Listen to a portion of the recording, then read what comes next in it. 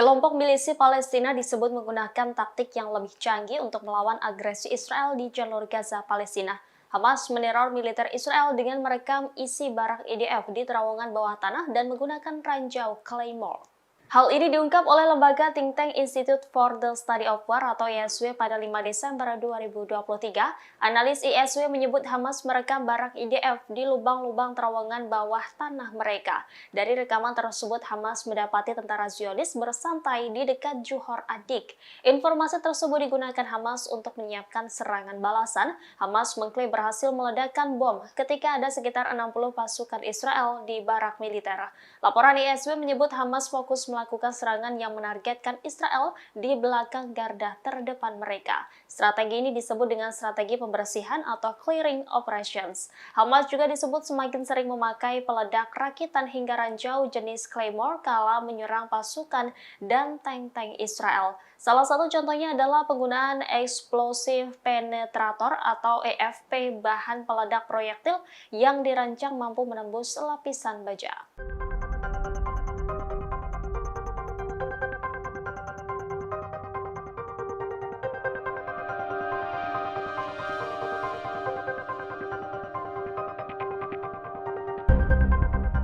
Brigade Al-Qassam, sayap militer Hamas, merilis video persiapan serangan roket ke Tel Aviv, Israel pada Jumat 8 Desember.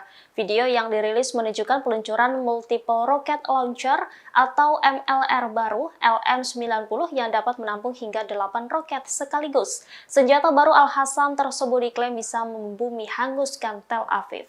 Al-Mayadin melaporkan rekaman berjudul Tel Aviv akan terbakar habis, Palestina akan merdeka, menunjukkan tonggak sejarah lain bagi perlawanan Palestina, baik dari segi kemampuan produksi dan persenjataan militernya. Sebuah plakat yang ditampilkan dalam video menunjukkan foto martir Ibrahim Al-Makatmeh, salah seorang pendiri Hamas dan tokoh terkemuka Palestina. Roket-roket tersebut diberi nama Al-Mahatma. Ditunjuk sebagai M90, roket tersebut memiliki jangkauan 90 km, memberikan faksi perlawanan kemungkinan untuk menargetkan wilayah tengah di Palestina yang diduduki termasuk Tel Aviv dari berbagai arah. Video tersebut dirilis setelah Brigade Al-Qassam mengumumkan 3 operasi peluncuran roket terpisah menargetkan Tel Aviv. Pada saat yang sama, media Israel melaporkan ledakan keras di daerah tersebut. Sementara itu, juru bicara Brigade Al-Qassam Abu Ubaidah mengumumkan bahwa kelompok tersebut berhasil menghancurkan seluruh atau sebagian 21 kendaraan lapis baja Israel dalam 24 jam terakhir.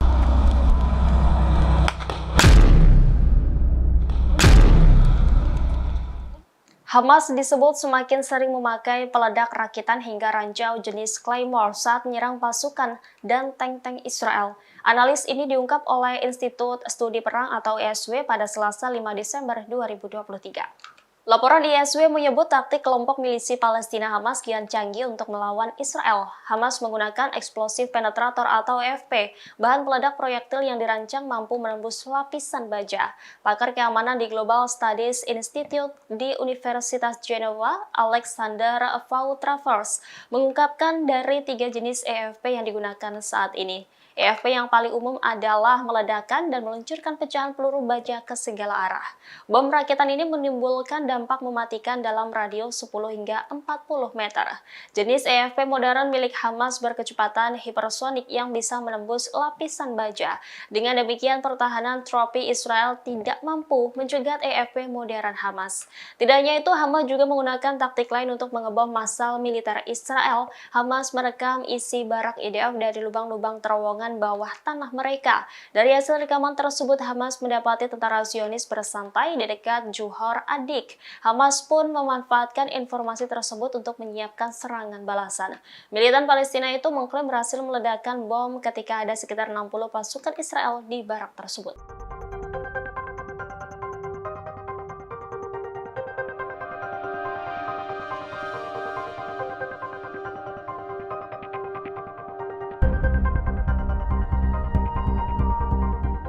Militer Israel diberi waktu hingga akhir tahun ini untuk menyelesaikan operasi daratnya di jalur Gaza. Dengan demikian, waktu perang Israel untuk melenyapkan Hamas di Gaza hampir habis. Waktu tenggat tersebut disampaikan oleh 3 pejabat Israel mengutip Menlu Amerika Serikat Antony Blinken selama kunjungannya ke Israel pekan lalu. Militer memerlukan hampir 4 minggu lagi untuk menyelesaikan serangannya saat ini di Khan Younis, Gaza Selatan. Sementara itu, Menteri Pertahanan Israel Yoav Gallant pada Jumat 8 Desember menganggap kelompok Hamas sudah mulai runtuh. Mengutip I24 News, Gallant mengaku telah melihat tanda-tanda yang menunjukkan Hamas mulai runtuh akibat serangan militer Israel. Ia pun memuji militer IDF atas hasil perang yang sangat mengesankan. Menurutnya, Batalion Karakal dan Korps Pelapis Baja Korps Pertahanan Perbatasan memainkan peran kunci dalam pertempurannya di jalur Gaza.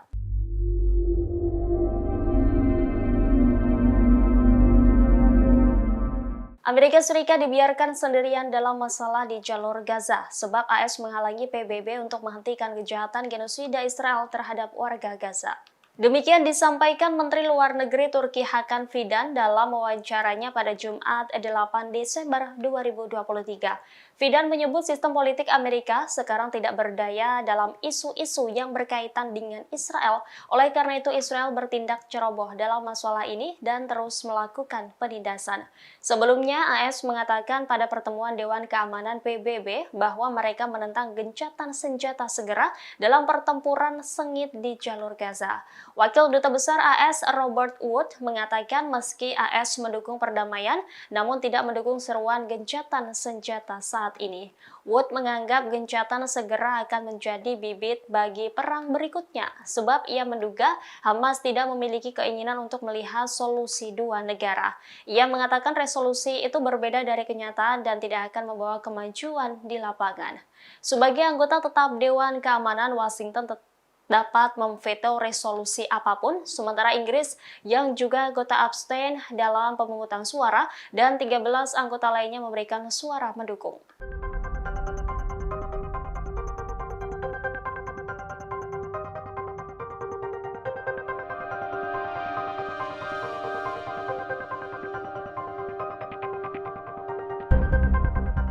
Langkah Amerika Serikat untuk membentuk satuan tugas maritim di Laut Merah rupanya tidak membuat gentar pasukan Houthi Yaman. Justru sebaliknya, Houthi meremehkan Amerika Serikat yang akan membentuk satuan tugas maritim. Mengutip Tribunnews.com Sabtu 8 Desember, Muhammad Ali Al-Houthi, anggota Dewan Politik tertinggi Houthi, mengatakan ancaman untuk membentuk koalisi di Laut Merah untuk melawan Yaman tidak ada nilainya. Houthi juga menolak tegas rencana Amerika Serikat tersebut. Ia mengatakan tindakan seperti itu akan mengancam keamanan dan stabilitas di kawasan.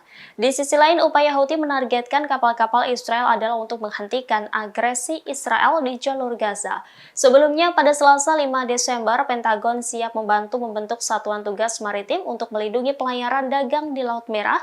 Langkah ini diambil menyusul serangkaian serangan Houthi terhadap kapal-kapal yang diyakini milik Israel. AS telah memberikan isyarat beberapa negara penting telah menyatakan minatnya untuk bergabung dalam satuan tugas maritim tersebut. Sebagaimana diketahui pada minggu lalu, Houthi menargetkan 2 kapal Israel di Selat Bab al-Mandab di Laut Merah dengan rudal angkatan laut dan drone. Sebelumnya, Houthi juga telah menembak kapal kargo Galaxy Leader yang dimiliki bersama oleh sebuah perusahaan Israel. Download Tribun X sekarang, menghadirkan lokal menjadi Indonesia.